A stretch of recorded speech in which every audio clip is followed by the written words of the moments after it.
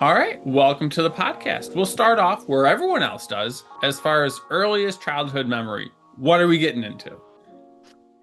Um, my earliest childhood memories are just of being outside and playing outside. And, I was actually, I've been thinking about it a lot recently because my children's childhood looks so different than mine. And I was Yeah. actually just saying to a friend, I remember my earliest memories are waking up in the summertime and just leaving. Like I would get on my bike and I would go. And I Yeah. had a friend who I haven't talked to in years and decades, but her name was Dawn Pruitt. And I would Mhm. ride my bike to Dawn's house. And Dawn and I, there was kind of a pond near our house, we'd go and just like pick at grass and flowers and throw things in the pond and go have a snack at someone's house. And we just kind of roamed. We'd Yeah. go to where our elementary school was and play on the playground. And I was just recently telling someone, I don't even know how I knew when it was time to go home because like we didn't have cell phones. We Yeah. didn't, but you would just leave in the morning and you would go and you would play. And then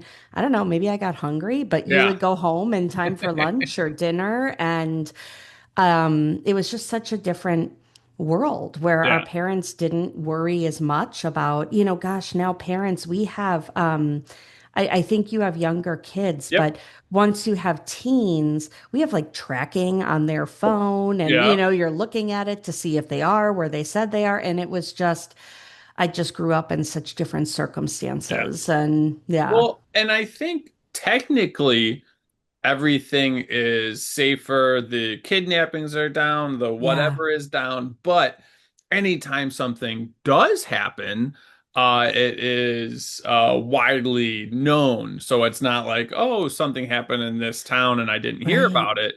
It's something happened in California once and like it's It's on your never next door again. app and social media. And yes, Yeah. yes. Which once again, not necessarily a bad thing because you don't want to be like, hey, this happened and then I Yep. didn't do anything about it. But I feel that there's the pendulum hasn't swung back. Right. It's just different, right? And I Yeah. don't know what is, I'm sure there's advantages and disadvantages to both approaches. Yeah. It's just so different. And of Yes. course, you get nostalgic for how you grew up, Yeah. right? And what it looked like and how different it was. But that doesn't mean that it was better. Like I'm nostalgic for Twinkies also, and those were not good for me. So, like, it's not just like so the audience knows you could absolutely argue with me that today is better and we're safer and more aware. Yeah. And you might be right. I just have that nostalgia for the days when I got on my bike and left and Yeah. didn't come home for Well, hours. and I think it's important to you have to define your metrics. Is it Yeah, about freedom? Is it about right. children learning? Is it about this? Is it about that? And if we go by like children's capabilities as far as like understanding and just skills in general, I think it's either my generation or like the between my kids and me right now is their IQ or ability to problem solve is not as good Sure. as the year Yes. before, where you so at first it was just life expectation was going down Yeah. compared to the year Yes. before, and now it's IQ. It's like, hey, maybe some of these metrics aren't looking Yeah. as good. Well, Um, and my kids, my oldest is 23, my okay, next is almost 21, yeah, and they'll argue that you don't have to be a good problem solver okay, because you have your phone and everything at your fingertips. So right. it's interesting because even as parents, when you try to push that and say, you need to be able to problem solve this, they're like, no, I don't. I Yeah. that is not something I have to worry about. So, they have their arguments also, hmm but go ahead. Well, no, as you're growing up, we'll say elementary or middle Yeah. school, did you enjoy academics? Mostly just hanging out with friends? Was it sports? Was it what do we got going on? Definitely enjoyed school and enjoyed my social life. Okay. I wasn't a huge athlete. I wanted to be. I played softball forever, but like Okay. played softball is in air quotes because I didn't have skill, Yeah. nor was I driven enough in the athletic area to practice some. I would show up for the weekly practice, but that Yeah. was it, right? I wasn't trying hard on my own to get better. And naively, come high school, I tried out for the softball team and I did not make it. And I can't even explain why I was devastated, but I was. Yeah. My expectations didn't match my drive or, effort. But I did have my math teacher was the track and cross country coach, and Okay. he was a genius because what he would do is like look for the people who were sad Yeah. and scoop them up. And he would be like, everybody can do track, everybody can do cross country. And I I've was got like, the thing for yes. you. And I was not a runner either. And I thought, no. But then he just scooped up me and my friends. And I loved, it was like a play date every day, Oh, every that's single day after fantastic. school. Yeah, I got to be with my friends. Yeah. And I didn't care that I wasn't good. He would put me in a race just because he had to, but it'd be at like the 200 that had 8 heats, and you would Yeah. just kind of every coach just put their extras in it for funsies. And but I would get to go to meets on a Saturday for 5 hours with all of my friends. And Yeah. so yes, I was proudly for 4 years I ran cross country and track, but it was more about socialization Yeah. than athleticism. Hmm. I liked school.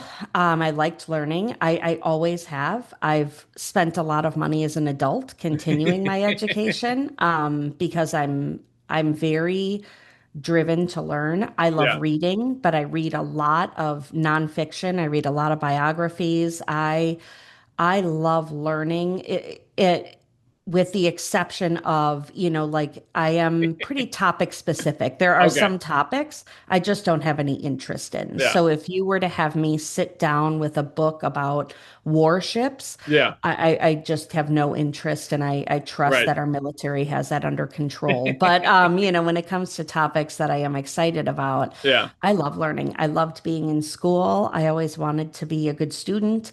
I became a teacher. I was a teacher and a school principal Yeah. for over 20 years. Hmm. I've left that profession now, but loved school, and then always have loved being with people, talking with people, spending time Yeah. with people. We found my report cards about 5 years ago. We were going Yeah. through some filing cabinets at my parents' house, and my mom had saved them.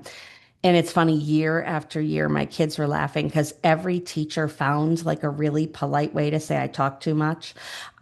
So, which what they didn't know is that someday that would lead to great success as a podcast guest, right? Yeah. Like I think that being social isn't necessarily a weakness. It Hmm. can feed into whatever your career is going to be, Right. but it certainly appeared as if it was a weakness on my elementary school report cards. Well, So, I can still remember in high school class, we were learning about clouds, and I just continued to ask question after question, and it was yeah, something about cumulonimbus or whatever it was, and the teacher was just tired of me asking questions. I'm like, I'm just trying like that's the best way for me to learn, and that's right. still like I'm reading it may be interesting, but like, what if it says something and I need to ask the book a question? The book's not going to be able to respond. Yeah, which is why this is such a great format for you, Yeah. right? Because you're Yeah. able to learn from different people about what they do and what they love, and you can get that immediate Yeah. satisfaction by saying, "Tell me more about that thing," which is great. You found your spot. Yeah. So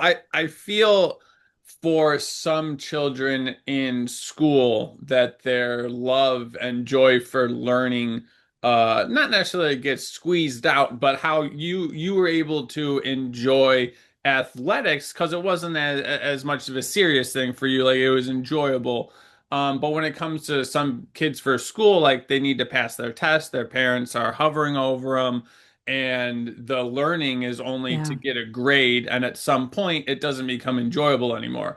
How were you at a young age just to stay like how did you keep it fun and enjoyable to Yeah. in school? Part of what you're saying right now is that's well, I said that the wrong way. What you're saying right now is part of the reason that I Hmm. left academics, that Okay. I was teaching and I was a principal, and I thought, man, we have lost our joy. We have lost our creativity. Yeah. It's become, I think, almost too rigorous, the things Hmm. we're asking. And we want all of our children to be successful. But we also need a balance because Yeah. if they're not happy and seeking joy, then they're not going to learn either. And, and they're going to shut down. And so when I was a kid, um, I was partially motivated. I've always been motivated by wanting to be perceived as a good student or a Okay. good person, right? My image, that image has always been important to me. Yeah. And so that was part of it was I want to be the one who goes home and has good grades and your parents are proud. And I don't know why, because my parents were not they were very accepting and they were very kind and loving, and I knew friends whose parents were much stricter and harsher than mine, Yeah. but I still wanted them to be proud, and so I was certainly motivated by that, but I didn't necessarily need that motivation to enjoy school. I Yeah. also just had an internal drive to go and Yeah. enjoy. And, and there were certainly classes that I struggled with, but relationship always mattered to me. Okay. With my teachers, it mattered. I wanted to get along with my teachers. I Yeah. wanted them to be happy to see me. Um, I have just recently, actually, I found out through someone I work with, actually, she was talking about her uncle or her brother-in-law. And she was saying, my brother-in-law just died. And very long story short, it was my science teacher, my middle school science teacher. Okay. And I still remembered him. I'm 47 years old, and she said his name and that he used to teach science. And I was like, holy smokes, like I think he was mine. And I remember he was colorblind and we thought that was crazy. And Yeah. and it was the same thing. He was so good at building relationship with his Yeah. students, right? At talking and sharing about the fact that he was colorblind and he would joke around with us. And it was that relationship that then made you want to succeed and want to Yes. please him because this is someone that you cared about. And so I think a lot of it was, again, I think a lot of it comes down to socialization and Mhm. being in relationship with your teachers, being in relationship with your peers, and just wanting to succeed. But I Yeah. didn't have to push as much to do That's that. great. Yeah. What when you were at home, are we having family dinners in front of TV at the No. dinner table? What's the Yeah. move? Yeah. Growing up, I think we ate dinner in front of the TV maybe four times, Okay. and maybe one of my sisters would argue with me that it was 10, but it is still, it is a very small handful of times. And it would be things like the Super Bowl, Yeah. right? Like there was something that it was an event to do that.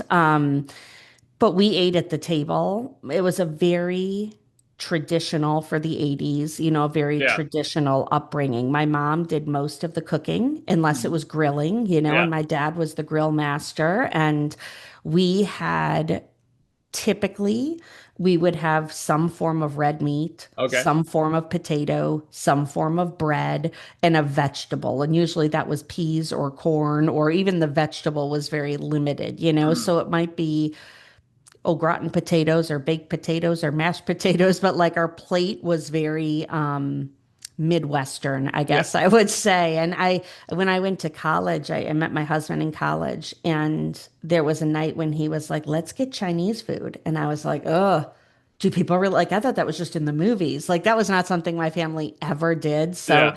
even that, he still talks about that, how funny it was that I had never had Chinese food. I didn't know what to order, but like our meals were pretty predictable. Hmm. But we all sat down together, we would talk about our day. We would talk about what the night was going to look like, who had homework, or, Yeah.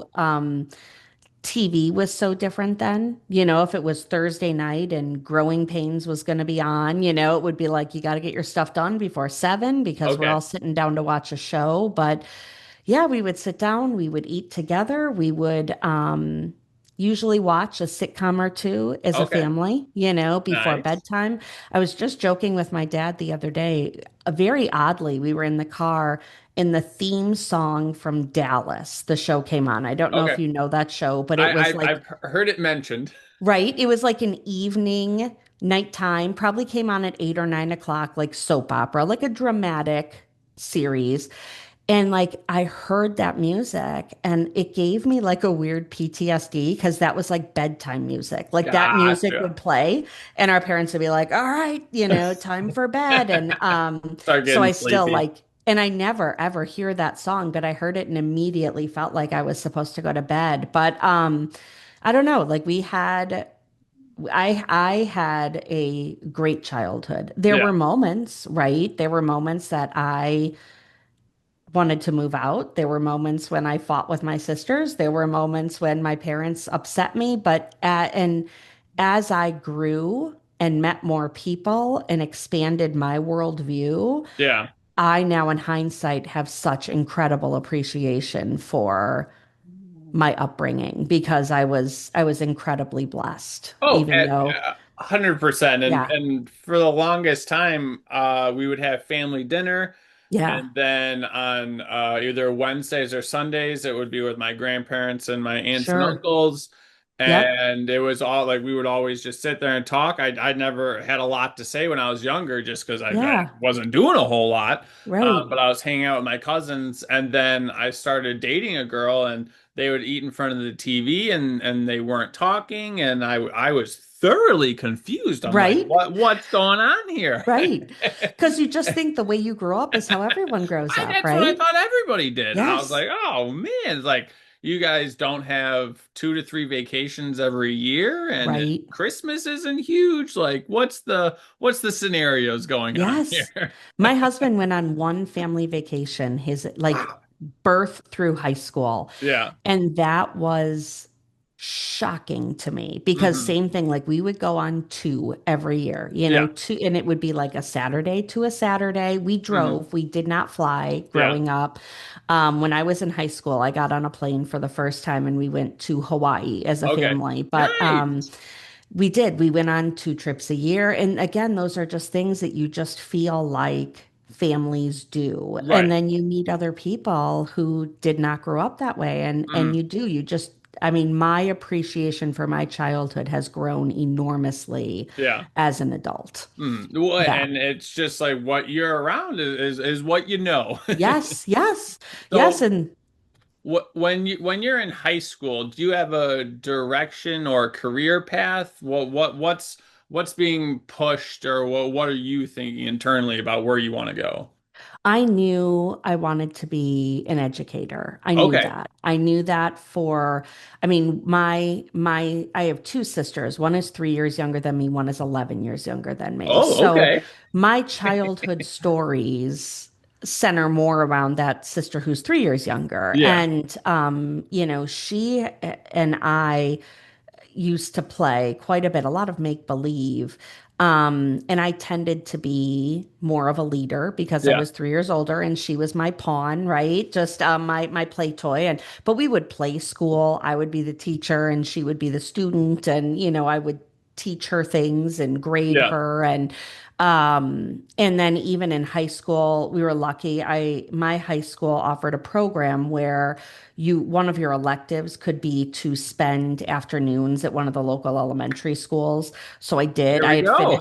I had finished all my core credits. And it's what's fantastic about it is if you don't like it, you get Yeah. to figure that out before you're 2 years into college, right? So Absolutely. like I think the phenomenal that it's an opportunity because I actually had one friend who was in that program with me and she was like, I hate kids. And and you're like, great time to figure that out because like Yeah. you don't want to be in your second year of teaching and be like, man, I messed this up. So that was great. But I loved it. And I loved the creative aspect of it. I love being with children. Yeah. I find them so generous and easy to be with and funny and so getting to just be in the company of little kids. I never wanted to be a high school teacher, but Yeah. the little ones. I loved it. I went to college for education.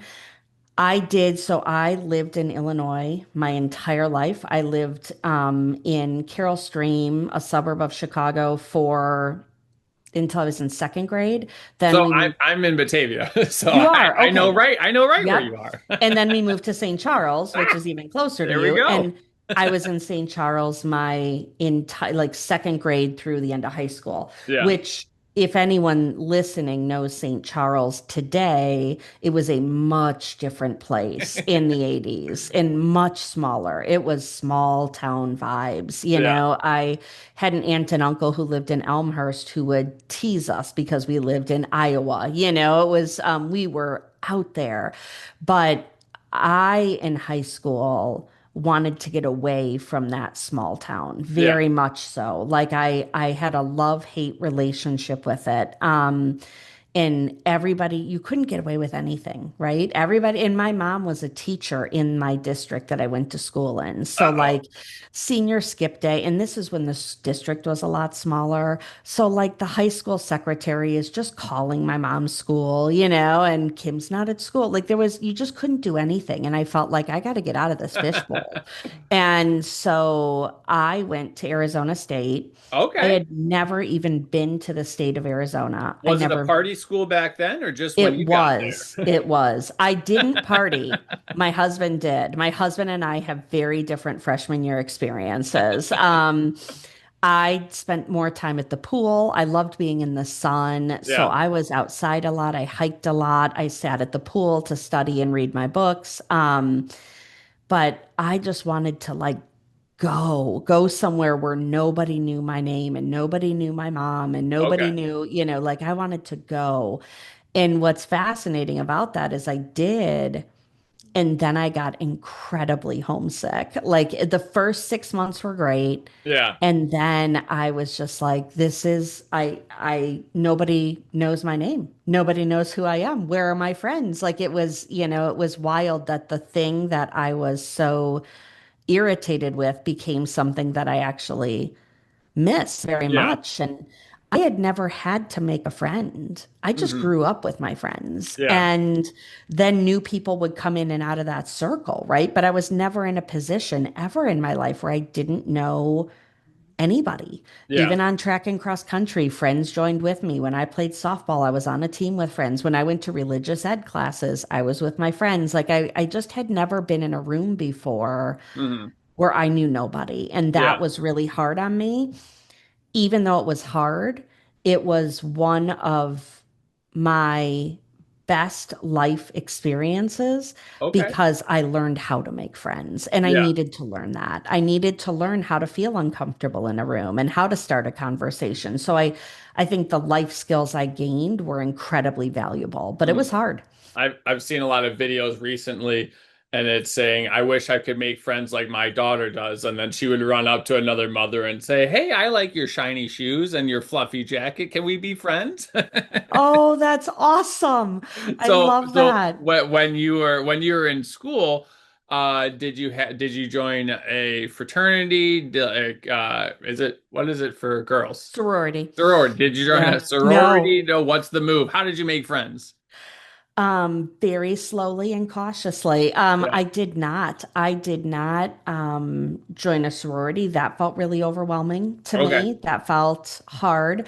My son actually right now is rushing a fraternity.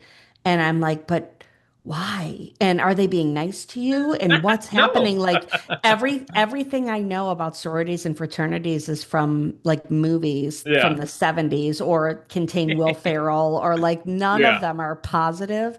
So I've been peppering him with a lot of questions, but he seems okay. But I got along with my roommate. That was helpful because Yeah. back then, now when my children have gone to college, they have like these like dating apps set up, but for Yeah. roommates. So like they kind of pick people they have things in common with. When I went, it was just like someone throwing names together, Absolutely. and yeah, there was no rhyme or reason to it, but we happened to get along, which was great. So I would, I certainly leaned on her, with like, should we go do this thing or should we go do that thing? And even if you weren't in the Greek life system, Arizona State is so big that they had a lot of things Yeah. happening, right? We actually, freshman year, we worked at the football stadium and like sold food at the, concession stands. So like we would go together, right? And we would work there. And there was some safety in we have a job to do. We're Yeah. behind the counter. We have a job. We don't have to be in the student section in the stands and make friends, but we Hmm. get to be here and say we Yeah. were at the game. And so I just tiptoed into little situations like that. One of her high school friends had also come to Arizona State. They Okay. were both there. So sometimes she would be doing things with her friend and they would invite me. And so it was a really, really slow process. I met my husband freshman year. We Okay. started spending a lot of time together, which helped. Were you Um, guys playing beer pong? Were you at the pool? How'd you find them? He was playing beer pong. I was at the pool. He really went bananas his freshman year. He had some hospital visits. Yeah. He enjoyed himself and I did not. And the great thing about that is that he is much more savvy with our children, having Yeah. experienced things that I have True. not. That's true. So, like, that is good because I tend to run naive when it Yeah. comes to those things. I'm still to this day not much of a drinker. But he did drink. He smoked pot. He was just like colleging, like Yeah. you're supposed to college. And I enjoyed my classes and Hmm. going to the pool and exercising and going to the gym. So freshman year, we were kind of an awkward pair. Yeah. He would hang out with me and he would come hang out. So we lived on the same floor of our dorm. We were in a Okay. co-ed dorm. That helps. Yes. And so, like, he would come and sit and check in and say hi. And I was pretty judgmental of the choices he was making and wasn't super impressed. But he was persistent and Yeah. he did calm down. He'll still have a beer on a Friday night or a gin and tonic at a party, Yeah. but like he did get to a point where he was like, this is a lot. Like, I need to settle down. And then I, perked up a little bit and was more interested. So then sophomore year, we went to football games together and Oh, we, nice. again, did a lot of outside stuff, did a lot of hiking, a lot of going for walks, a Yeah. lot of, going to the pool, hanging out at each other's apartments. We were in apartments then by sophomore year, which had pools. It was a lot of sitting by the This pool pool and business sounds pretty it good. was it was not bad. It compared all my friends were like at Northern Illinois or U of I, Oh and no. I couldn't text them then. We didn't have cell phones yet Yeah. because That's I'm too probably a old, good but thing. You would have just it been sending was them pictures by the pool all day. selfies nonstop of palm trees and pools. But um we had a lot of fun. We both had jobs, so we would work and I was a nanny for a family. I babysat and Yeah. we would go to Mexico here and there. Again, that was a very different time. This is pre 9/11. Yeah. You didn't need a passport, to be quite honest. You didn't even need an ID. Like we Yeah. would go and park in the United States and walk across the border into Mexico and hang out for a few hours Yeah. and do things that were legal in Mexico but not legal in the States, and then we'd walk back to our car and I was recently telling my kiddos because my son is now at Arizona State, so I was telling him, Yeah. I was like, Dad and I used to go, and when you would come back, you'd be walking back and they would just say, "What is your citizenship?" And you would say USA. And they would Yeah. just be like, "All right." And that was it.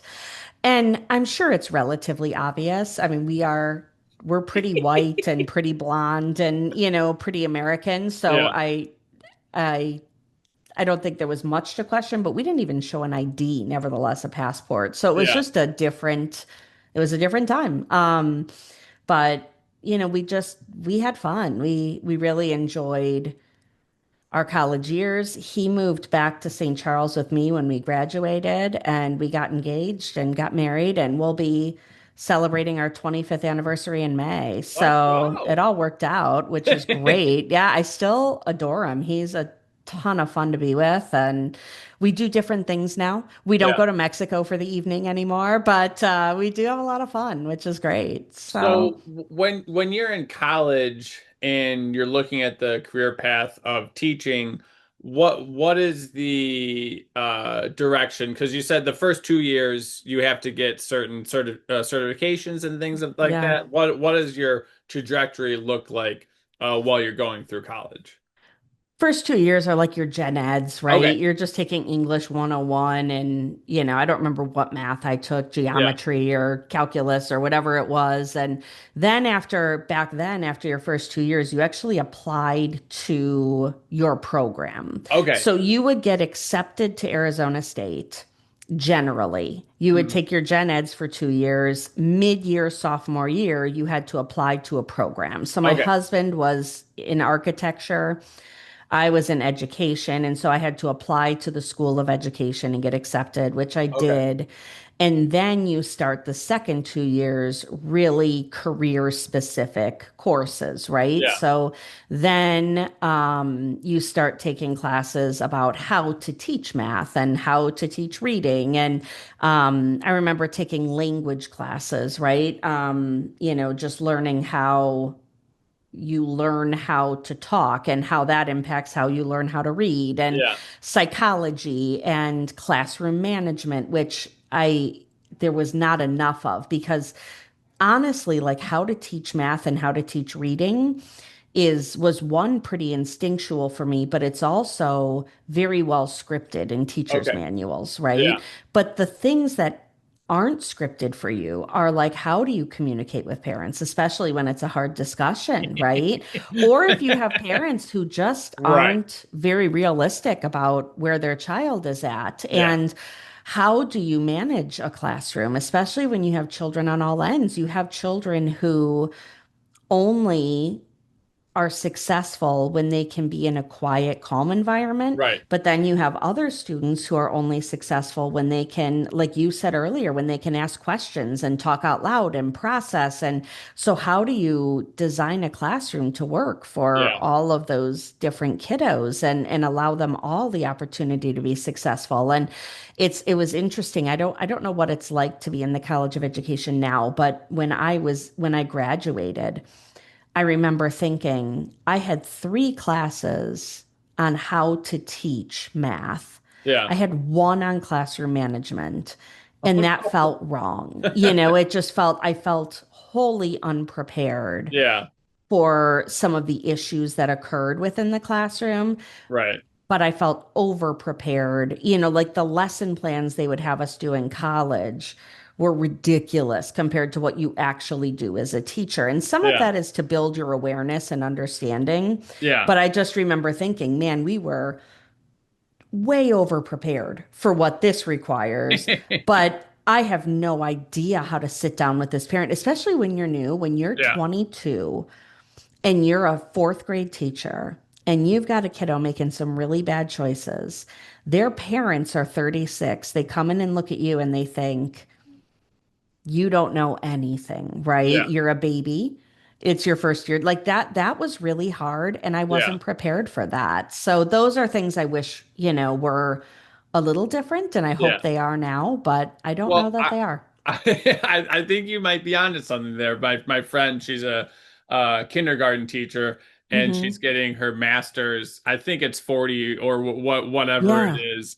And she said, "Yep, everything that we're learning in our master's classes is the exact opposite of what we were taught in our regular Yes. classes." And I'm like, that doesn't bode well. It doesn't. And I mean, the good thing about that, the positive side of that is that hopefully we are learning from our mistakes Yeah. and adjusting, right? Like, Hmm. hopefully that's the positive, is we're seeing what works and what doesn't work. And we're Yeah. saying, hey, this thing doesn't work. So let's try a different approach. But it is confusing. And that Mhm. happens a Well, lot, you know? I think a lot to your point, and a lot of it focused on the curriculum and the math Mm-hmm. specifics and those types of things. Those metrics are super easy to be like, Right. you do this, you do this, you do this, and you do this. We don't need as much time outside, or we Right. don't need as much time for blood flow or whatever it is for the children, or for them to see the light of day. If we slide this in one more time, then we can get more of this done. And like that looks good as far as Sure. if you're Sure. coming up with a curriculum, like you said, but putting it into action, those numbers don't show that sometimes. Yes, it's exactly right. That's exactly right. And I started teaching. I went back to school and got a master's in special education. Then Okay. I went back to school and I got a master's in school administration. Okay. And now I have a doctoral degree. And so, you do see how these things change from year to year and Yeah, decade to decade. And new research is always being done, right? There are absolutely. researchers who have written books in recent years that didn't exist when I was Yeah. in college in 1997.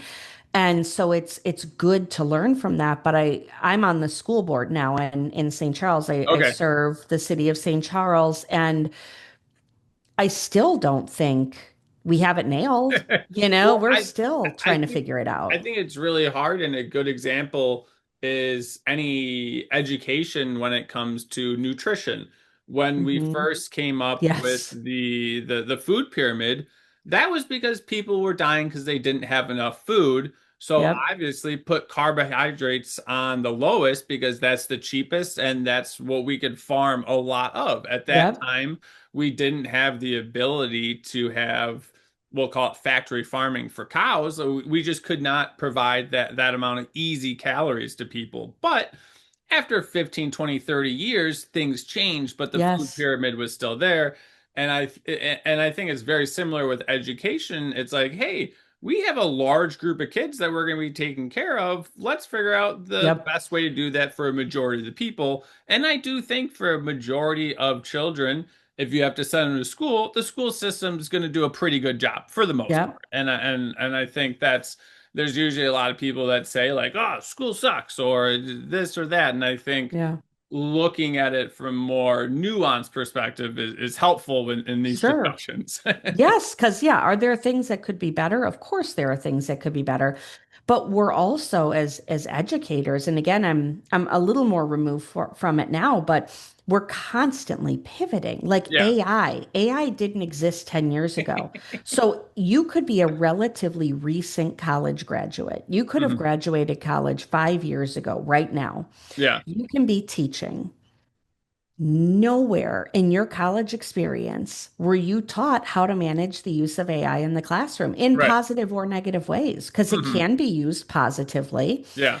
It can also really be something that harms or impacts the academic process, but you were taught nothing about it. And so here Right. you are as a recent graduate who should have all the up-to-date information, and already everything's different. Yeah. And so you're always having to pivot and adjust and learn and say, what is this thing? And how do we use it for good? And how do we manage it when we don't want it used? And so it is a career that is constantly evolving, I think. So when you first started teaching in fourth grade, was that something that you're like, hey, this is going to be like what was your perspective on it? It's like, oh, I'm just going to be a teacher.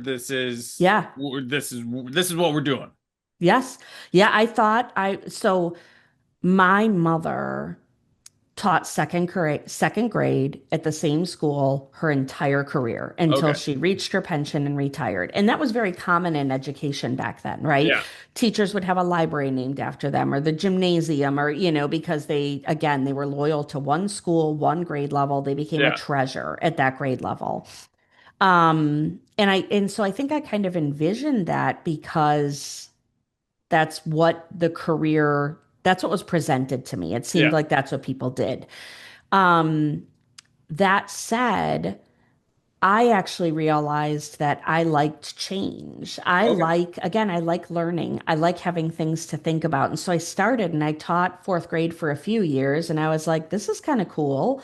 But then I was like, I want to try kindergarten. Like, I Okay. want to try something different. And so I taught kindergarten for a few years and I have taught kindergarten, third grade, fourth grade, fifth grade, and middle school. Um, and then I've been a principal, and a lot of that was because I was just ready to try something different and learn Yeah. something different. And I have yet, and this would not be great in a job interview, I probably wouldn't point this out, but I have never stayed in the same position longer than 3 years. Yeah. So for me, after about 3 years, I get to a point where I'm like, all right, let's try something different, right? We got that. That's Yeah. under control. I want to do this new thing. And I think that keeps my life a little bit more exciting, Yeah. like it's just, it gives me some fire and some drive and even new things to talk about with my husband. Like there's only so many third grade stories you can tell, but then Right. you pivot to middle school and you're like, man, these kids are weird, right? Like these middle schoolers are a whole new ball game. And this Yeah. one said this thing today, or this one did this. And in middle school, when I taught, I got to teach. What I taught was a career class. Okay. And it was where students, we actually had a restaurant and students had to go through like kind of the career process. So they built a resume, they applied for Awesome. different jobs within the restaurant. Yeah. Then we opened a restaurant. So then they worked through if their job was marketing, they had to Wow. market. If their job was chef, they had to figure out what. Yeah. So they would apply for a job, they would go through interviews, they all got their food handler's license. It was the coolest class and That's nothing. It very was cool. so specialized, right? When you teach fourth grade, you're just teaching math and reading and science. Yeah. And but it was wildly fun. I found middle schoolers to be harder, and I've raised them, I've lived with them, but like we'd be planning. I remember we were planning it was our restaurant that year. They get to pick the theme every year, and it was a breakfast. We were doing breakfast and Yeah. brunch. And we were talking about our menu. We were setting up our menu, and there was a girl who could not stop crying. And I was like, well, I don't know why. Like, we're just talking about waffles and whether or not we should have blueberries or if they should be in the waffle or optional on top. Yeah. We're talking about very benign things. And like, I finally talked to her after class, and her boyfriend had broken up with her, and it was hard because they were in the same class. They were both in the cooking class Oh together. no. And it was so like I was like, oh, and in my brain just bumped to, well, like this was not an issue when I taught kindergarten, right? And so like now I have to, but it was also hard for me. I adored her. She Yeah. was lovely, but it was so hard to take it seriously because like they Yeah. were seventh graders. And you were like, well, sweetheart, you're gonna break up with people. Like Yeah. you're 11. This is going to happen. But she also needed me to take it seriously because she really was in pain It that was her this first was one or happening. one of the Yes. earlier ones. That was And the she had to most sit in a pain that she's room. felt. Yes, she had to sit in a room with this knucklehead and talk about waffles. And who cares about waffles when the love of your life has rejected you? And so like that part of the middle school experience, that part was harder for me. Yeah. But like having that experience doing an elective course was a blast. I loved it. So, there's those ups and downs. Now, what was there ever now we're homeschooling our kids at the moment. Yeah, We're trying to keep the fire alive I as love far that. as the learning and enjoying the things. There's a lot of homeschool classes and co-ops and stuff like that. Yeah. Um, when you did any sort of like activity or field trip, how do you feel like you did such a good job of keeping your kids engaged in something that they may not seem super excited about? Is by doing it. Okay. Is if I really feel strongly that life should be as hands-on as possible. Okay. I think when we're doing the things, it's something I talk about a lot in my new career, Yeah. is that we need to experience life. We need to be out there. I have a friend of mine here in St. Charles who homeschools, and I think that homeschooling can either be marvelous or it can be done in ways that are not as good, right? I've Mm. seen some people who have homeschooled, and when they're not engaged with their children and they're not engaging in opportunities, Yeah. I think it's very hard for their children to transition whenever they do go back. Right. My friend who does it here, probably you've probably crossed paths, Is right? it Because Denise? it is. It is. Yes. Nailed it. She is so good at it, Yeah. right? And they're out. They are out in the cold. They are out in the mud. They're at the farm one day. They are Yep. holding snakes another day. They are at a factory learning how they make whatever they're making. And like, I think that if I could design a school that could do that, I Yeah. think it would be incredible. And it'd be so interesting to study the success of those children in comparison to children who have gone through a traditional Yeah. school system because they are learning social skills, problem solving, how to communicate, right? Yeah. How to interact in those group settings, but also how to be motivated in a quieter, independent situation. It is, I think it can be incredible. So Yeah. I think that if you were homeschooling, and you were at home all of the time and Yeah. your children were sheltered from the world, it's just you, your wife, and your kids. I think I would, well, I'd want to learn more. I'd probably ask you questions, but I'd be curious about what that looks like when you have to transition to a workplace. Right. And maybe it's not the plan for your children to ever transition to a workplace. Maybe you have a family farm and, Yeah. and so then I'd be like, then that makes sense, right? But I think that when you take advantage of balancing, today we're at home and we are working on reading Yeah. or whatever, but then tomorrow we're going to use maps to get ourselves from this place to that place. My children, my 21-year-old has no idea what to do if her phone runs out of batteries. No clue. Like Yeah. she could not use a map if it was going to save her life. She doesn't And want to print it out on MapQuest? I recently bought an atlas and put it in the car Yes. because I got panicked. This is not the best side of me, but like I read some article that was like, someday our grid's going to go down and we're all going to be in trouble A and we have solar no flare. backup. It's going to Yes. happen. And I heard, I do not need you to add, my husband does not need you to add to my irrational panic. But I was like, if something happens, I know how to read a map, but I don't own a map. And so it's like if it goes down, I can't even map quest it because I don't have internet to map quest it. So I ordered two atlases and they Nice. came in the mail and it's well, it is. I think I am incredibly smart. Everyone in my family thinks I'm ridiculous. And my daughter was like, "How do you even use that?" And I was like, "I have failed all of you because if anything happens to your technology, you're going to be lost." But so anyways, I think that those real life experiences are what excite kids when there's Yes. purpose in it. Like in a classroom, we learn about maps, Hmm. but there's not a purpose in it, right? I say, here's the United States, and here's South America, and here's, Yeah. in Canada, and we make up North America. And that gets kind of dry and boring. But when I say, hey guys, like I have found the best chocolate milkshakes in Northern Illinois. This is where they are. If you can get me there, I'm Yeah. buying one for everybody. Have you been to Portillo's? Right? Right? And you don't have to tell them it's Portillo's, but like Yeah. the excitement of if I can do this, I'm Right. getting a chocolate shake. And then it also makes sense why you need to learn how to use a map, right? Right. Because I want to get to this place. I've never been there before. So I think that those hands-on real life experiences, we travel quite a bit with our kids. I That's mean, it's awesome. February 17th and we have been out of the state twice already this Nice. year.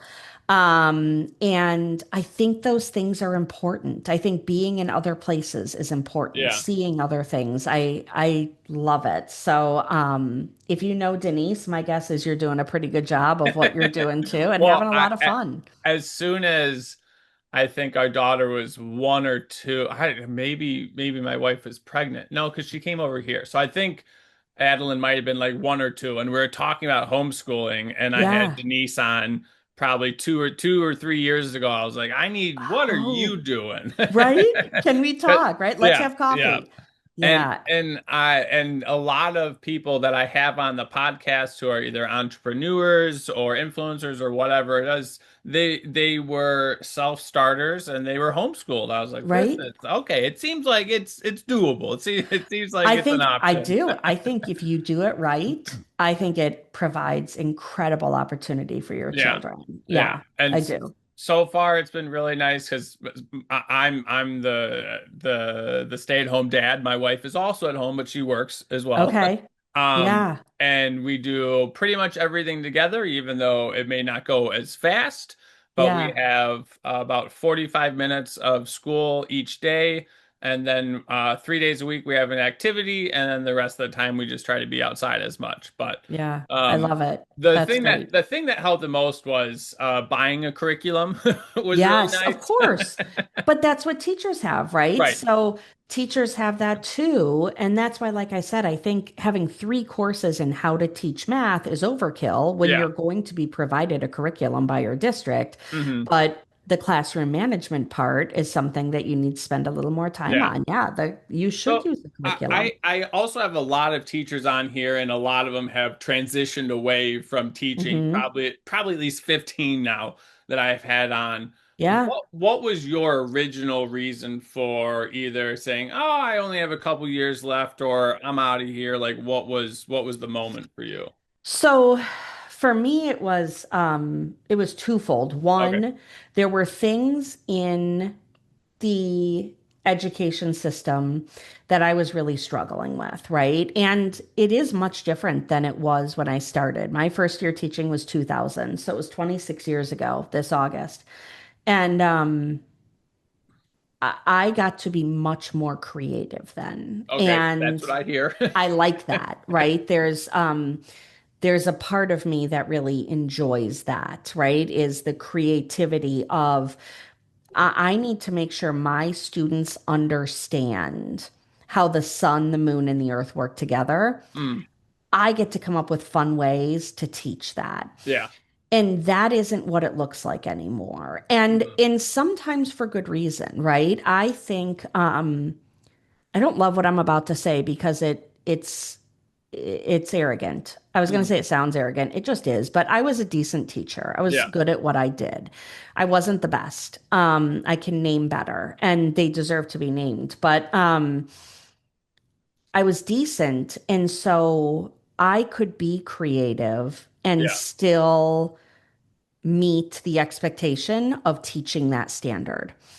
Not everyone who goes into education is able to do that. Yeah. So education has become much more normed and directed from above to make sure that whether you are in Kim's class Right. or Jessica's class or Susanna's class, you're having the same experience, right?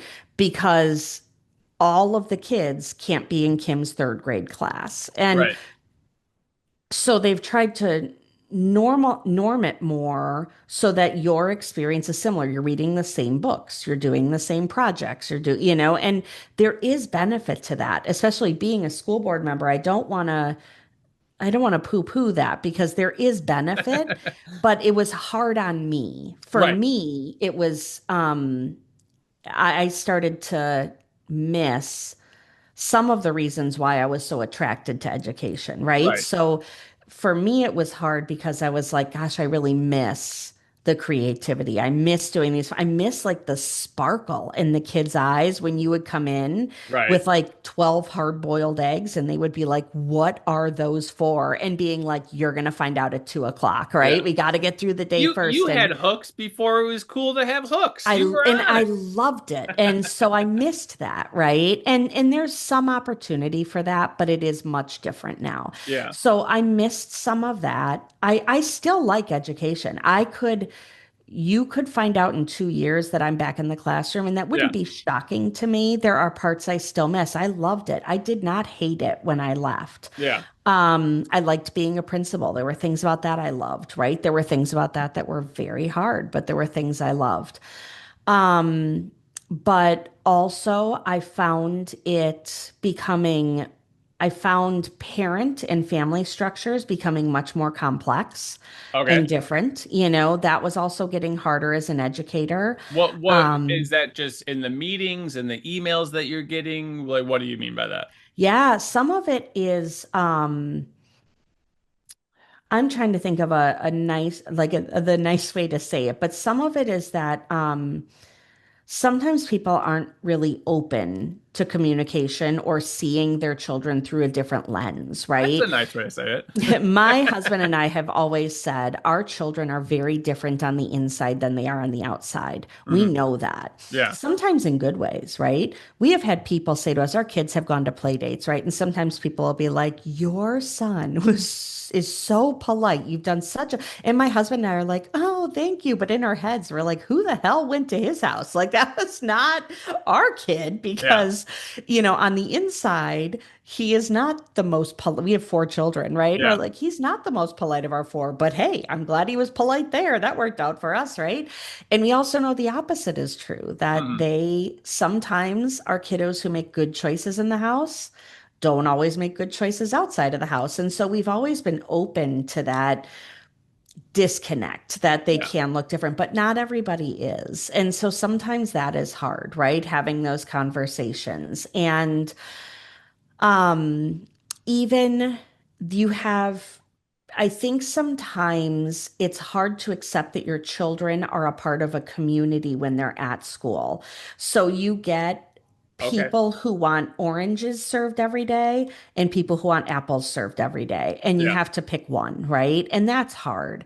And a better example than oranges and apples would be something like you get parents who want more homework because they want their children to achieve and succeed, and they think that's the key, right? Is I and your eyes are open, but like think through your list of like acquaintances and people who will go to Kumon after school, Yeah. right? They're going to school and then they're sending their kids for more because they're Right. going to this tutoring center or that tutoring center. And use often, I'm trying to pick the right word. Often those aren't the kids who really need the tutoring because the Yeah. kids who need the help are getting it at school from reading specialists and math specialists. These are parents who believe that that is the key to their children getting into the college that they want to go to or having the Gotcha. career they want to go to.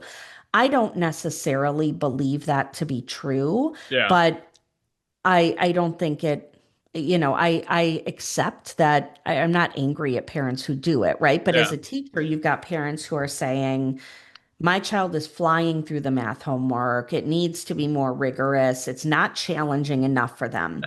But then you're getting emails the same day from parents who are saying, my son cried for an hour and a half last night, right? Why are you sending him home with things he doesn't understand and he Yeah. couldn't do it and we can't get him to do it? Or the minute I pick him up from school, we go to soccer practice. After soccer practice, his sister has karate. After karate, we're going to golf. Like, you also have people who don't want homework because they're living life after school and Right. taking advantage of these other things. And you, as the leader of that classroom, have to try to balance that. And that's hard, right? With the parents. And And now, is that something that the administration can talk about in like the big meeting that all the parents have to sit in? Or like how would you want like it they handled can. versus how did you handle it? They can talk about it, certainly, but usually it doesn't change the minds of people who feel strongly about something, right? Yeah. And they have.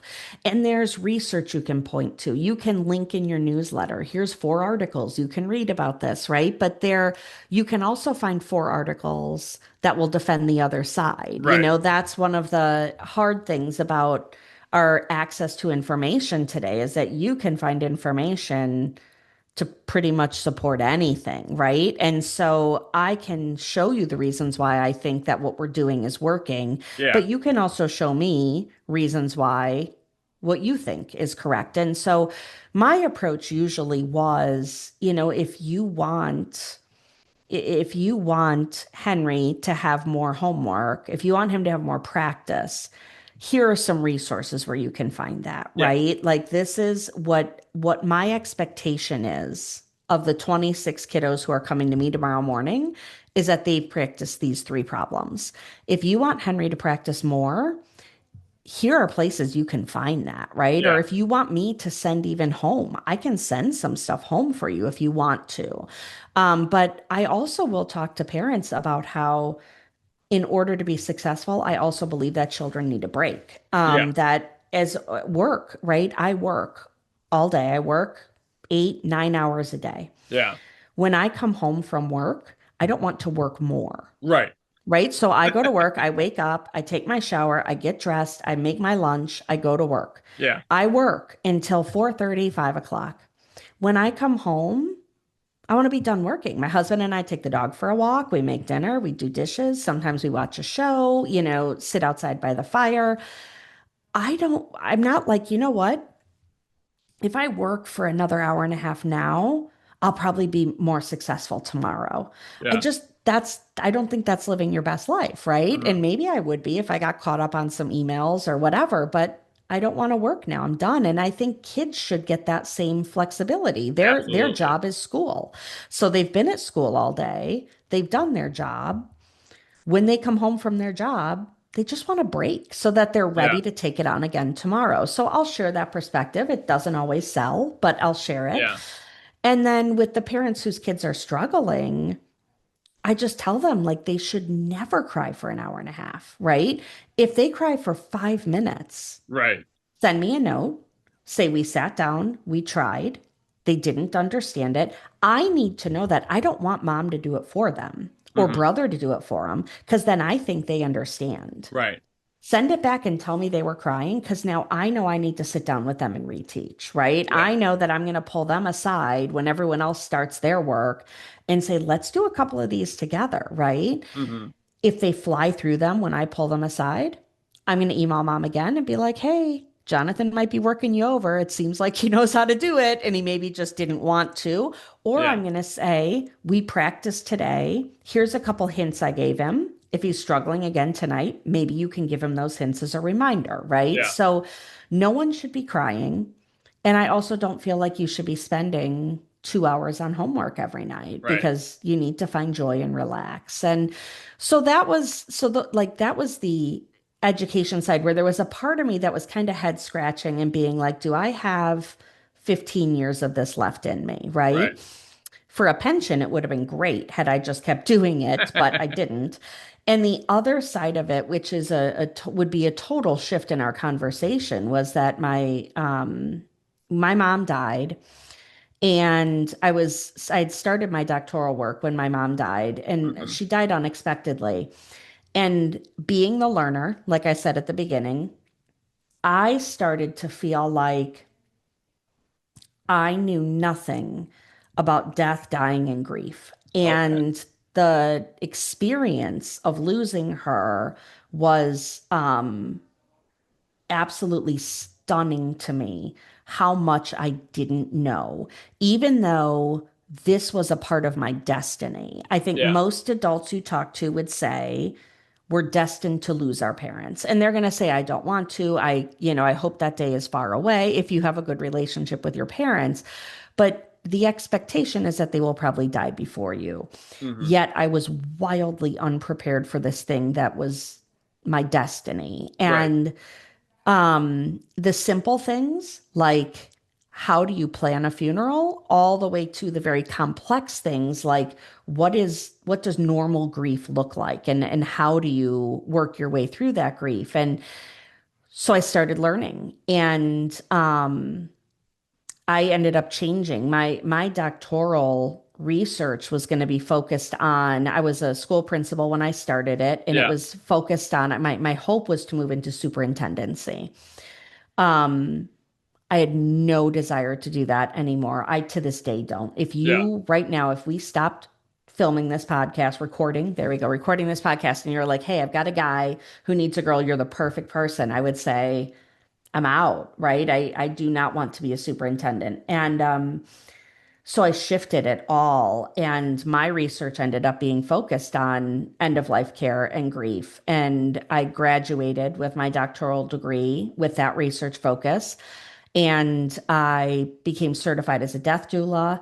How And does that work as far as not necessarily you just changing the title, But as far as the Oh, doctoral degree and changing the topic of it, it was like, a big deal. okay. And that's a good question because most people don't realize that. Most people don't ask. So Yeah. you're perceptive to know to ask that. So most programs, when you apply to a doctoral program, a huge part of your application is what are you going to research? Right. So you are accepted, but also your research is accepted, your research proposal, because what a lot of universities are looking for, and I was at Creighton, I was at a Okay. large university, right? Were you in Omaha? Is that Creighton? No, it was a hybrid program. So you Okay. would go in person several times a year. Well, it was supposed to be. You were supposed to go in person several times a year. You would go for 2 weeks in person, Yeah. then you would be online. Okay. COVID hit in the middle of my Ah, degree.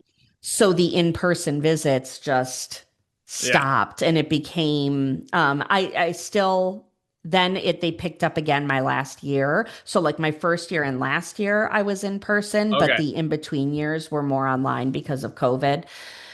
But when you apply, the universities are looking for research topics that align with what their professors are researching, Okay. right? They want you to be able to partner with them and everything else. And so the actual degree was in organizational leadership. So it's a Okay. doctoral degree in leadership of organizations. It was not tied to schools Gotcha. specifically, right? But just organizational leadership. I was with a lot of people who are in the military. They were in my cohort, people who are running large businesses throughout the Okay. country. Um, and that when my mom died, I took a 6 month leave of absence. And Okay. at the end of those 6 months, my advisor called me. So when you're in a doctoral program, it's much smaller, right? Yeah. It's so they know you know them. If I saw my advisor at Jewel, I would know him and he would Yeah. know me. And he called and he said, "You've been on leave for 6 months. What's the plan? What are you doing? When are you coming back?" And I was like, "I'm not." And I don't know if people swear on your podcast, but Yeah. I was like, Absolutely. okay. I said to this man on the phone, I said, I don't give a shit about any of that anymore. And I Yeah. didn't. My dad was still grieving. I was grieving. My sisters, my children were still going through paperwork, writing thank you cards. Like I Right. don't care. And another thing that happened to me was this light bulb moment. I have one grandmother who died in her 60s. I have one grandmother who died when she was 45. My mom has now died in her 60s. And so when my mom died, I also had this moment of longevity is not guaranteed for me. Right. It's not guaranteed for anyone, but it Yeah. really became something that I was aware of. And so I don't want to take on a career where I'm going to work more hours. Okay. Right? I don't want to be a superintendent and be on call all the time because a pipe burst or a student did something at prom or I don't want to work more. I want to Yeah. travel with my family. I want to go Hmm. out to dinner. I want to learn how to cook. That's it. So I said, I'm not, I don't care. And he was like, You're 3 years in. And I was like, I don't care. Like I am, but I don't have to finish, right? Yeah. This is my life has changed. Hmm. And he was like, Well, what do you care about? And I kind of lit him up, my where I worked did not offer bereavement leave at Okay. all. And I took 2 weeks of unpaid leave, which I can afford to do Yeah. because my husband is really the main breadwinner. But I said that to him. I said, I care that we don't have any bereavement leave in my organization. My mom died. I Yeah. work with children, and I'm just supposed to show up at work or take unpaid leave. How privileged am I to take unpaid leave to say, fine, don't pay me for 2 weeks. That's fine. And recognizing not everyone's that privileged. What if my Right. husband was the one who had just died and I've lost his salary and I'm terrified about our finances? Then am I going to work 3 days after my husband died because I don't have paid leave? So I just started saying all the things to him, right? I care that when I was in elementary school, nobody taught me about grief. That when we read Charlotte's Web, we sped through the part where Charlotte died until Wilbur was happy again because her babies were born. But all the adults in my life knew that someday I was going to grieve, but no one Yeah. took the time to teach me how or what that would look like. That Yeah. this would be one of the hardest things I would do in my life. And I didn't learn. So I'm saying all of this to him. And I could just hear him like taking deep breaths. And he He's was like, got to be "What?" just, I hey. think he was because no one on the outside had really asked me anything, right? And so I was just like, here you go. And he said, well, and he was like, all right. And it was a very slow conversation, but he was like, what if we could work with that? Yeah, And he was like, what if we could get, he's like, you'd have to start your research over. And so it took me 6 years to get my degree, because I did start over in the middle. But he was like, you'd have to start your research over. But what if we got a new topic approved that you would be more interested in, but it would still have to tie in with organizational leadership? yeah, So, what I ended up researching was how do organizations meet the needs of employees who are returning to work while grieving? So, if you've lost a partner, hmm, you've lost a child, you've lost a parent, you've lost a best friend, most people, even if you're out for 2 weeks, if you've lost your partner and you go back to work after 2 weeks, most people aren't like, "Hey, so glad to be here," right? It's really hard. yeah. So how do organizations adjust to that? So that was what I ended up, and the board approved me switching my research. I had to start over from ground zero. One of the things that was really hard is you have to cite like 120 sources for your doctoral work. It's hard to find 120 people who have researched grief and Yeah. bereavement and end of life care and people returning to work. And so it was hard. It was a hard process because it was hard to find the research. It was hard to find support. I found some. One of the things that worked in my favor, a lot of the sources I cited in my research were other researchers who had researched what it was like to be a nurse during COVID.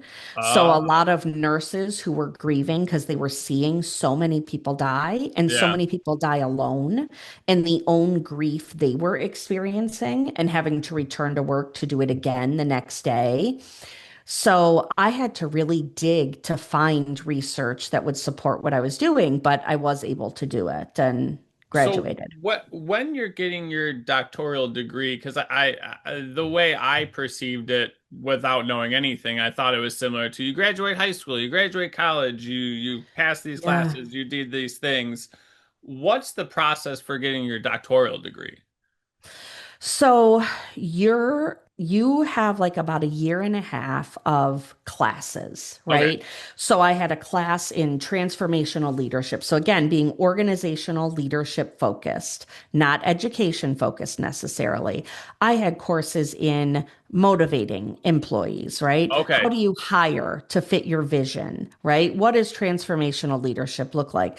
Historical. I had one class that was fascinating, but it was actually historical examples. I forget the title of the class, but of strong leadership, but all leaders who were horrifying, right? Like Hitler was actually a very strong leader Yeah. because so we were like studying how was it he was able to get people to follow him. Yeah. Please, like, don't judge me when I'm saying this, because it's not that he was a good person, but how was he able to get so many people to follow him and do the things he directed, even though they were horrifically Yeah. evil things? It You was can stepping argue, stones. Yeah. yes, you can argue that his leadership style was strong because Yeah. he got the people to follow, right? And so, like, studying some of that was fascinating because I've never thought of someone like that as a strong leader before. Right. Because obviously we're opposed to the results of that leadership. And Yeah. so, so for about a year and a half, we just studied leadership. How do you communicate successfully as a leader? And I gained a lot from that. Yeah. But then you move into your research phase Okay. and so for that first year and a half, you do a lot of writing because you're also trying to build your writing skills, right? Because you Okay. have to write your dissertation. So you need to be a strong writer. You need to be able to cite sources. You need to not plagiarize, all of those things. So when we're taking a transformational leadership class, for example, you probably have 4 writing assignments due throughout that class. Okay. And what they tell you to do when you're in those classes is to use your research to write that paper, right? So Mhm. they will say, I'm too many years removed from this now to remember exactly. So I'm kind of paraphrasing, but maybe I had to write a paper on a great example of a transformational leader within my career field, Okay. right? So for me, I would start looking up superintendents. Superintendents in transformational leadership, right? Is people who were able to, superintendents who could go into a district that was struggling or failing and get everybody on board with the change that was necessary to revive the district. And That's then there awesome. was success in that district. It was. So, like, the point of that is then by the time you get to your research, you're like, I've already read, Yeah. right? 50 articles. I know I need to read 120 books, articles, whatever, but I've already read 50 and I've cited them and I've got things I can use for my dissertation. Well, Okay. for me, everything I had done for a year and a half kind of just got scrapped Yeah. because it had nothing to do with death or dying or, how we care for the grieving. So I had to totally start over, which I didn't mind because I was fascinated reading about these things. I wanted to learn about it, so it was okay, but it was slow.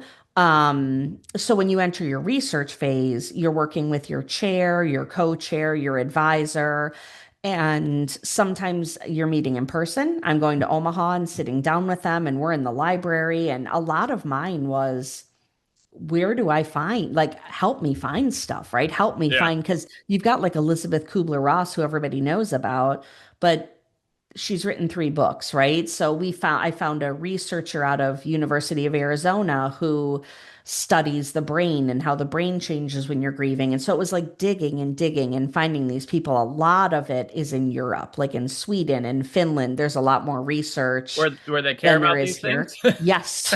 Yes.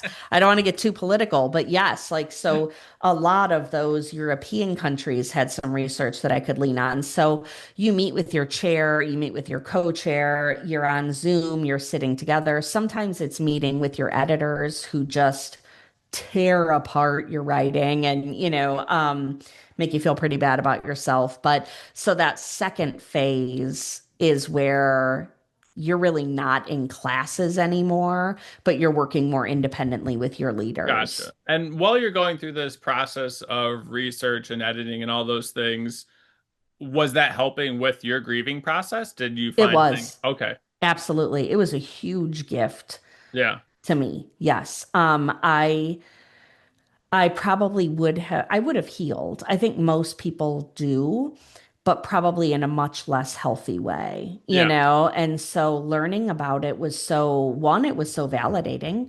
We don't talk about grief. So Yeah. then and this was my first grief experience. I've had sorrow over a loss before. I was sad when my grandfather died. Hmm. I hadn't had a grief experience yet. I think that's more unique. Okay. And so having like when you're grieving, it feels like something's wrong with you. You feel like you're broken. And Okay. do I need therapy? Do I need medication? Like what has happened to me? And then you start reading stories of other people and you see yourself in their story and you see your emotions and your experiences and their experiences and in their emotions and you start to recognize that one, I'm normal and I'm okay, Yeah. but two, it's just that this is my first grief experience. This is different than losing a 92-year-old grandfather, Hmm. and it's okay. And I am going to get to the other side because all of these people did, right? They got to but it just takes time. It's not a 3-day process. It's going to take time. And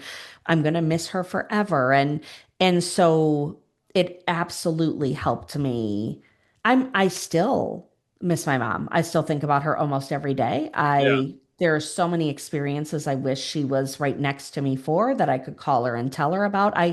I imagine that if I live to be 80, I will still miss her when I'm 80. Yeah. I don't think that will ever go away, but I don't cry every day anymore.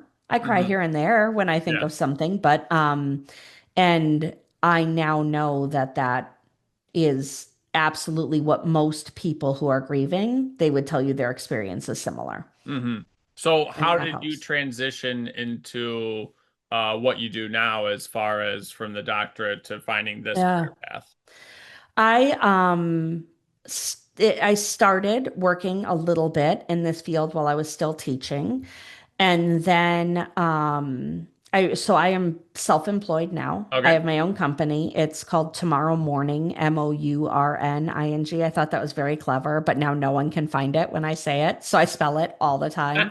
I was so proud of myself when I thought of my business name, and then I was like, this is kind of a pain. But so I started my own business and I do a lot of public speaking. I Okay. speak to groups. I speak about things like the gift of aging. I speak about legacy work.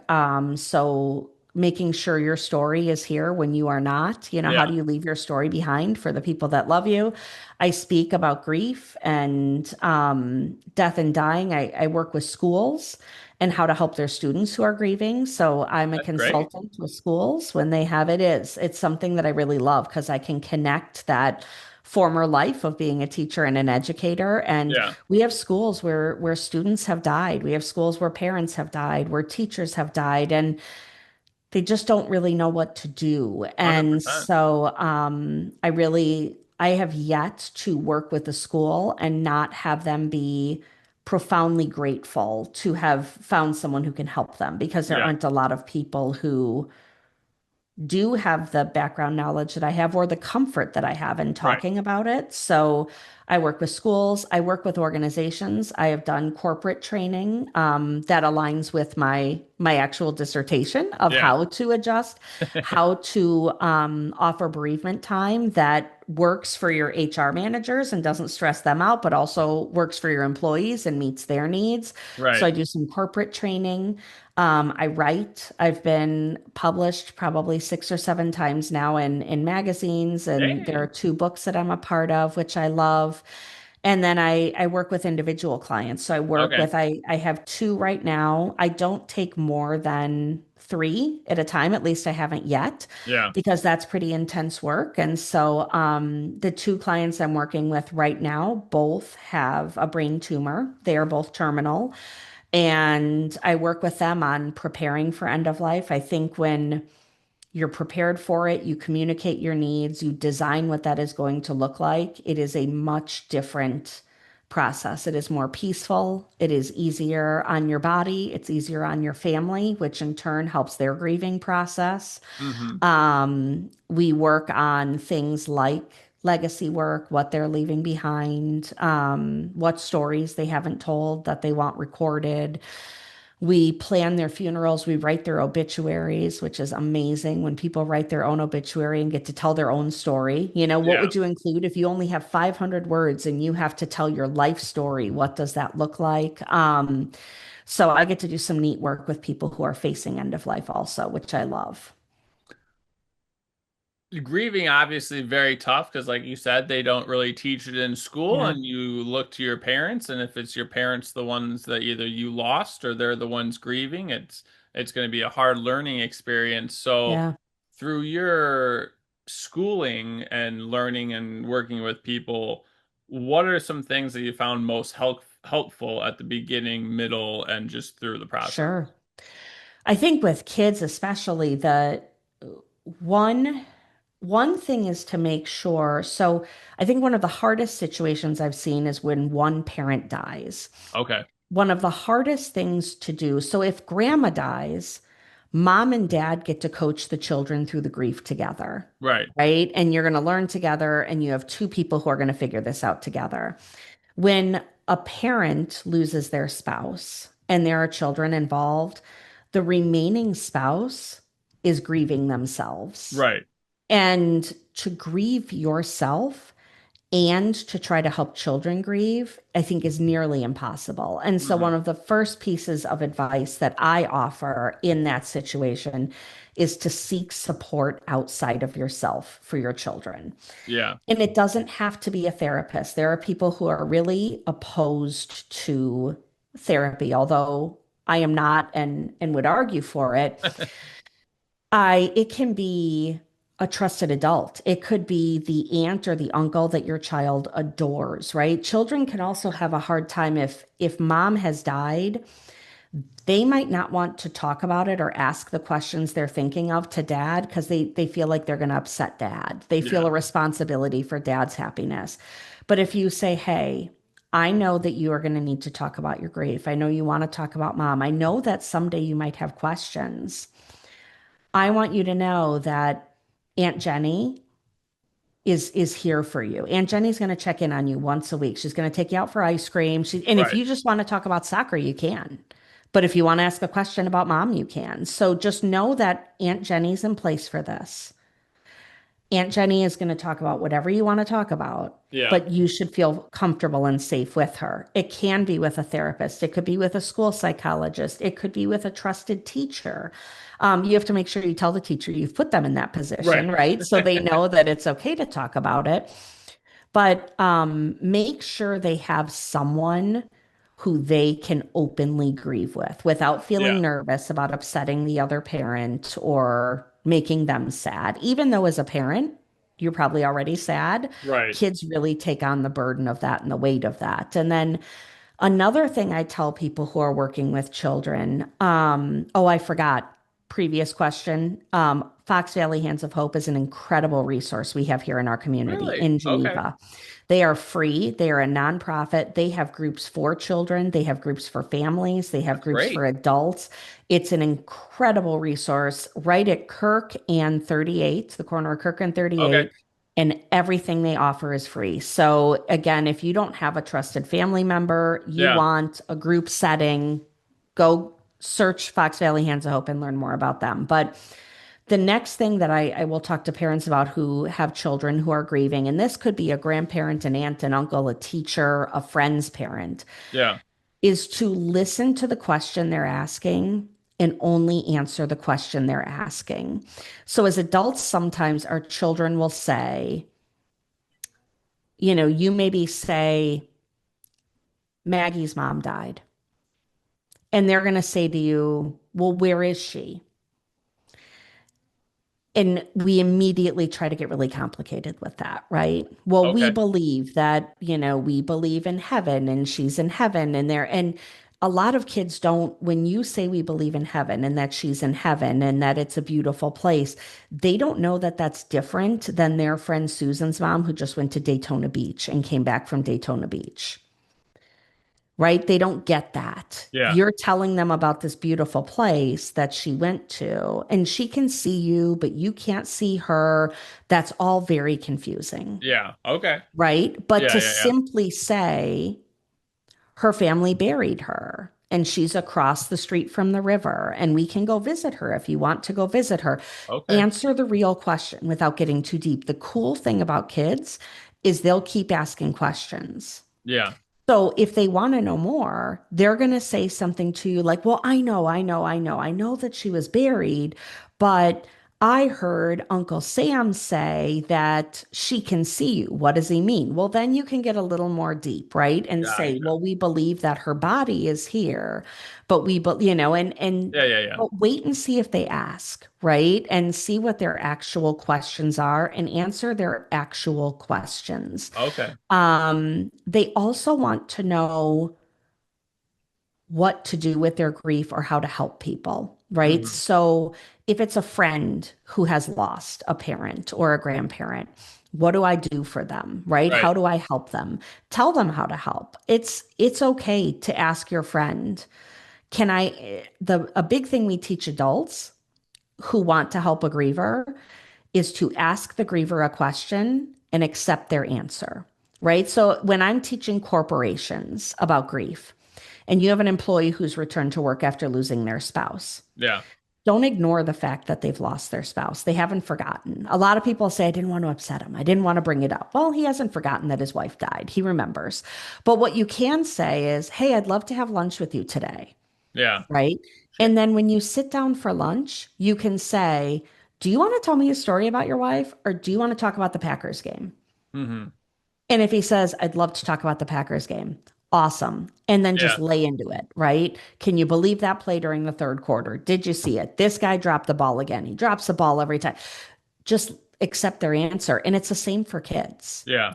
Do you want to tell me a story about your mom or do you want to go jump rope? Yeah. I want to go jump rope. Great, let's go jump rope. Or I want to tell you a story about my mom.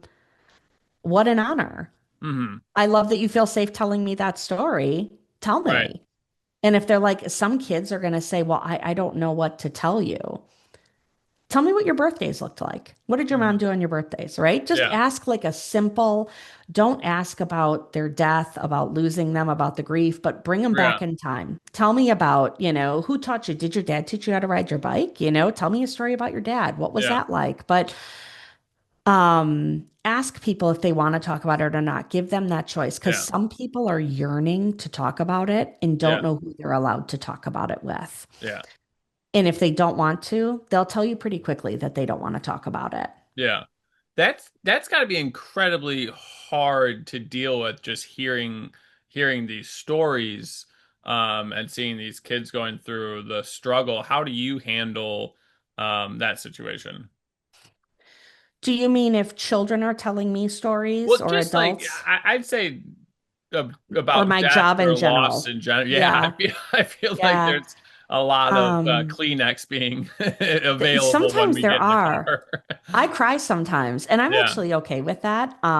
Sometimes it feels kind of good, to Yeah. just get it out of your body. I don't mind a little cry here and there. Um, when my clients die, I have a journal and I will write about them in my journal, and that helps, like just to write Yeah. about some of the things that we talked about or that they loved or wishes that they had. And that helps. I really, really do love the work that I do. And I don't really know exactly how to explain that. I Yeah. think I'm doing what I'm supposed to do. My husband regularly, all the time, says, I could not do that. I have no interest in doing that. Yeah. He doesn't join me when I go to work. And he would be terrible at this job because it is too hard for him. And I would be terrible at his job. Yeah. I think we're all designed for something different. Hmm. For me, I like hearing people's stories. I don't mind crying with them. Sometimes their story reminds me of my own grief and my own loss, and we're Yeah. crying together over shared loss. Sometimes I'm crying for them because their story is just so difficult that it cuts at my soul a little bit too, and I feel for them. Yeah. Sometimes I am, just able to listen and be there with them and help make it. I think one of the things that's wonderful is that I feel like in some way I'm helping to make it easier for them. If it's the person who's dying, I know that I am helping them to prepare for an end of life experience that is going to be more comfortable Yeah. than it would have been had I not been a part of it. Hmm. If someone is grieving and they want to tell me that story, they've probably been looking for someone to tell that story to Right. for a while. What my husband did see me speak about a year ago in LA. I spoke in LA to a large group of people, thousands of people. And it was interesting. And this happens all the time, but I don't think I ever told him that this happens. As I got up and I spoke about grief and I spoke about how legacy work helps with that grief. I Right. actually spoke to a room full of writers. So it's people who write. And I was talking about why they should take time not only to write the science fiction novels that they're writing or the children's books, but to write the stories of their life down. And I finished speaking and people responded favorably. But what happens is I leave the stage. So I speak for about an hour and I leave the stage. And this happens every single time. I just spoke in Indianapolis and the same thing. I leave the stage and people will flock to me. And it is not me. It has nothing to do with me. It has very little to do with the message I just delivered. But what happened was they just saw someone on this stage who's comfortable talking about death and about grief. Yeah. And so I walk to the back of the room, right? I gather my things. I'm putting stuff back in my briefcase. Sometimes I'm staying to hear the next speaker. Sometimes I'm leaving because I have a flight to catch. But they follow me, and 90% of them 10% of them want to hire me to speak at some event they're having. Yeah. 90% of them have a story they want to tell me. They just saw a person who they know will listen. I am a complete stranger to them. We don't know each other. We have no past. I was hired to come out and speak to this group of strangers.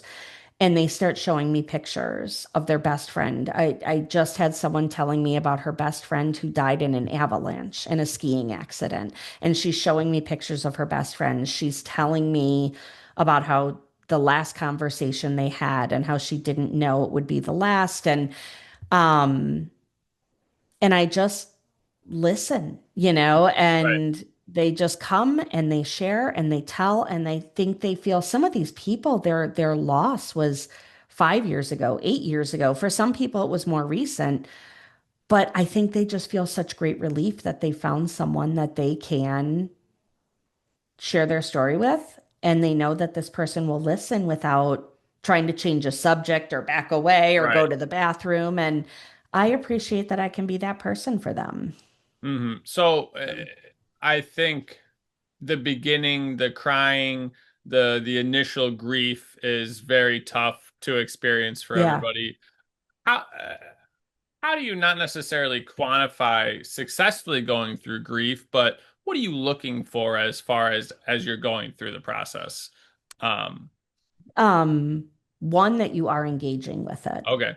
right? The people I always worry about the most are the people who are just, this did not happen, right? I don't need to Right. worry about this or think about this or talk about this, but that you're engaging with it, I think is really positive. I think that um, you are still putting your pants on in the morning, Okay. right?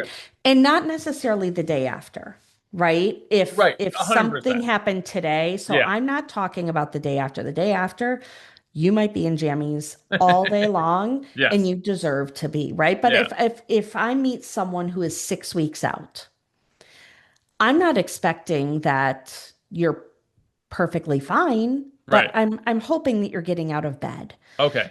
Right? Depending upon your grief, you may or may not be back at work. Depending upon your job, you may or may not be back at work. But are you Yeah. getting out of bed? Are you eating food? Right.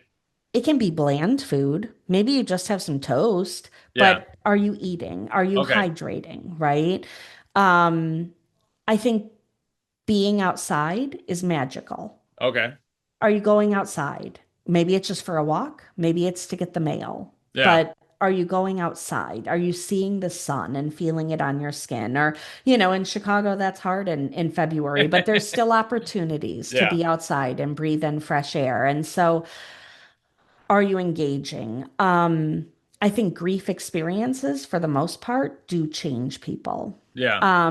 It changed me. And I spent some time fighting that change at first, really fighting against it. Um, but then I got to a point where I started to accept that I would never be the same because my life isn't the same without this Okay. person.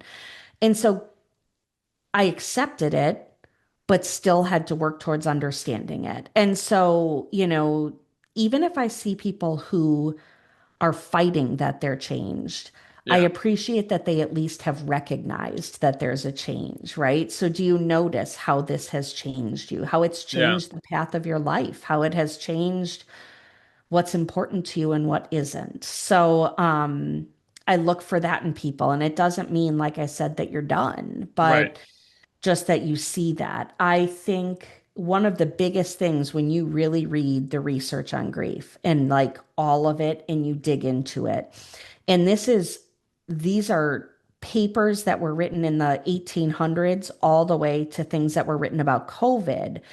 One of the things we know is that everyone does grieve differently. Right.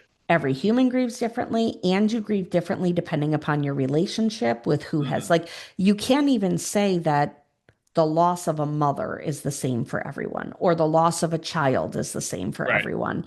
Every experience is unique. So it's hard because the whole stages of grieving thing, we've kind of pushed that away a little bit. Okay.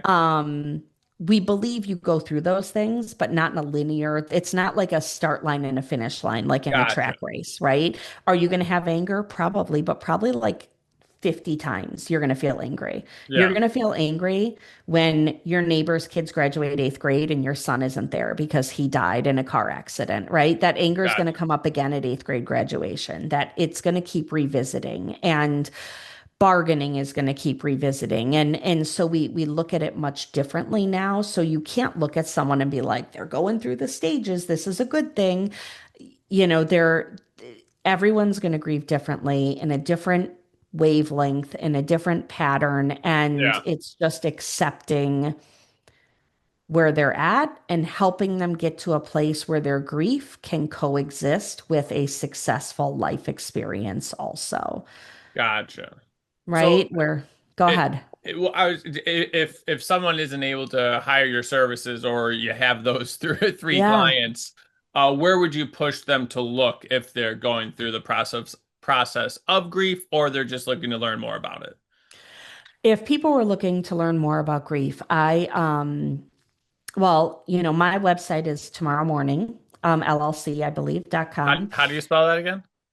MOURN. It's Okay. very clever. You'll be shocked at my wit and disappointed that it's not easier. But that's a great place to start. Fox Valley Hands of Hope in Geneva is a great place to start. Anderson Cooper, the journalist, has a Oh, okay. podcast on grief that is incredible. I recommend Really? it to anyone who is a podcast listener, who is a griever. He has a podcast on grief. And I think the first episode, if it's not, it's the one I recommend listening to first. He interviews Stephen Colbert, Okay. whose dad and brothers died in a car accident or airplane crash. I'm sorry, when Stephen was a child. Wow. And that episode, so Anderson Cooper lost his father and his brother in two separate instances when Okay. he was growing up. Stephen, his father and brothers in one. Their conversation is one of the most affirming things you can listen to if you're a griever. And every episode of his podcast is Yeah, just that's incredible. great. Yeah, it's wonderful. There are too many books out there to name, but Okay. That's good. That's good to there hear are then. books, which is great. And if you were to start following members of the grief community Hmm. on Instagram, there Yeah. you'll find people who are like, read this book, try this book. A really interesting one, C.S. Lewis, The Lion, the Witch, and the Wardrobe Yep. author. He wrote a book, very, very short, really easy read. When his wife died, he wrote a book on grief that is so relatable even today. It was Really. many years ago that he wrote it.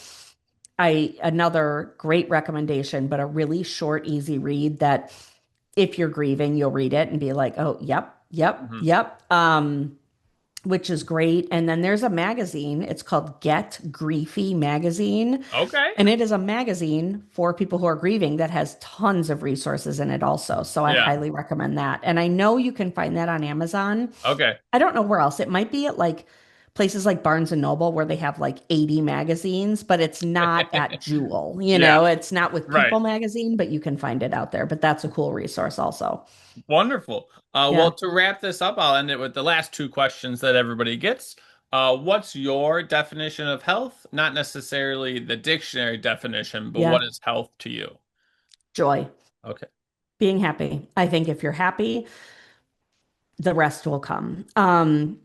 Obviously, if, eating four T-bones every day is what brings you joy, you might want to reassess, and find a path that's a little bit better for your body. But I think that if you are seeking joy and you are doing things that bring you joy and trying to build that into every day, Yeah, that health will come. I love Yeah. that. And then what's something from your life that you believe people listening to the podcast would be able to take away as a positive? Um, I think that it is to live today, not assume that there's a tomorrow, not assume that there's a retirement. I just submitted an article and I wrote in it and just said that you can't wait to do everything when you retire or Yeah. when there's enough money, right? That's another huge one you hear is, we don't have the money now. We don't have the money now. And I'm not encouraging people to be I can't even think of the word right now, Yeah. but to be irresponsible, right? But with, some balance, live your life now. Because even if it's not you, you just don't know that the people you want to share those Right. experiences with will be here or that they'll be able. I have clients who one day I have a client who was absolutely fine, no symptoms, fine. Went to the eye doctor. Um, the eye doctor saw a tumor behind his eye in his brain, sent him to the hospital. His life changed in that moment. Wow. Right to brain surgery, recovery, everything, right? In literally a minute, it all changed. And so Right. again, be responsible, but have fun, build fun into your day. Don't, and Mhm. it's so cliche. Like I am saying something that everyone has seen on bumper stickers and water bottles, but Right. it's probably cliche for a reason. And so I hope that if people have made it to the end of this conversation, that they will schedule something fun for themselves within the next Yeah. week because life is going to be shorter than you want it to be. Absolutely. I love that. Thanks for coming on the podcast. Thanks for having me. It was great to meet you. Absolutely.